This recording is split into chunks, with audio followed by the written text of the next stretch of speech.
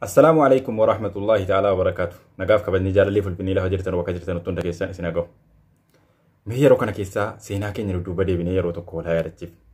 Yeroo tokko tuun taane irra deddeebinee wal yaadachiif. Innis Abbaan Jifaar yeroo mootummaa isaanii keessa waggaa 50 ol bulchan keessatti amantaa Islaamaa yeroo sanatti mootummaa yeroo sana jiru namni hamma isaaniitti amantaa Islaamaa jaallatu hin jiru. Kabajus hordofus hin jiru. Kanuma wajjin Minilik mootummaa isaanii kana Minilik akka isaan amantaa kiristaanaa fudhatan barbaade xalayaa barreessee waame. Waamee Abbaa Jifaariin jennaan Abbaan Jifaar Abbaa Dikkoo Abbaa Billoo nama yeroo sanatti akka yeroo ammaa gorsaa ministeera muummee nama jedhamu qaban. Abbaa Dikkoo Abbaa Billoo qabatanii ulamoota nama 9 wajjin gara Finfinnee deeman. Finfinneedhaas mana qaban. Achi bulanii ganama gara Minilik dhaqan. Gaafa isaan dhaqanu waltajjiitti ol seensisuu Abbaa Jifaar qofa malee warra kaan waardiyyaan bakkeetti dhoowwe. Jennaan Abbaan Jifaar ol lixanee jennaan adda dhimma cimaan sirraa qabaa jedhe. Innis mootummaa Itoophiyaa qixxeensii qoodaa mootummaa intala koo Zawdiituu sittan heerumsiisaa garuu na wajjin amantii kiristaanaa hordofuu qabdaa jedheen. Jennaan Abbaan Jifaar nama jabaadha waan ta'eef mari'adheen bordeebi'a jedhanii achi bahan. Bahanii ulamoota sana wajjin dhaqanii mana jireenyaa isaanii dhaqanii achi halkan gaafatan ulamoonni.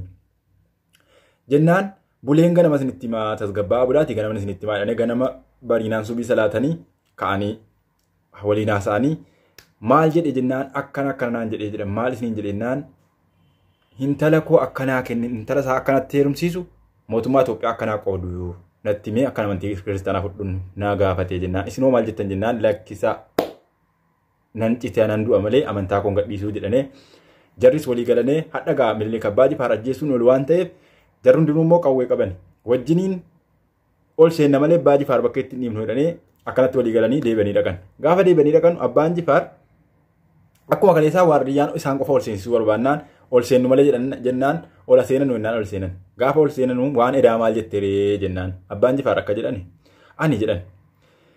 Intala kee Zawdiituu naa kennuu miti yoo taadha manaa koo hunda narkaa fudhatte mootummaa Itoophiyaa naa qooduu miti mootummaa Jimmaa yoo narkaa fudhatte aan amantii koon dhiisuu jedhan. Gaafa kana Minilik aaree lafa dhiitee mataa ofirraa buqqisee waan gaarii si hawwinaan sitti duudee ka'e gadi gaadhee akkasitti islaamummaa irratti sabbatanii nagaan deebianii biyyatti galanii jechuudha.